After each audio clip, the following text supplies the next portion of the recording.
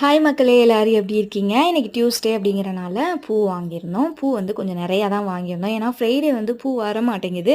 So அதனால் இன்றைக்கே கொஞ்சம் நிறையா வாங்கி ஸ்டோர் பண்ணியாச்சு. இந்த கவர் இருக்குல்ல, அந்த கவரை வந்து நீங்கள் கொஞ்சம் உள்பக்கமாக திருப்பி போட்டு ஃப்ரிட்ஜில் வச்சிங்கன்னா ஃப்ரைடே வரைக்குமே வந்து பூ வந்து கொஞ்சம் ஃப்ரெஷ்ஷாக இருக்கும். மீதமான பூ வந்து சாமிக்கு போட்டுட்டு கொஞ்சம் ரிமைனிங் இருக்கிறத ஃப்ரைடேக்கு எடுத்து வச்சாச்சு. இன்றைக்கி தான் வந்து விளக்கு எல்லாமே கழுவி வச்சேன். ரொம்ப நாள் ஆயிடுச்சு விளக்கு கழுவி. ஒரு 2 வீக்ஸ் கிட்ட ஆகிடுச்சு, டைமே இல்லை. ஸோ இன்றைக்கி மார்னிங் கொஞ்சம் சீக்கிரம் இருந்துச்சு, எல்லாத்தையும் ரெடி பண்ணியாச்சு.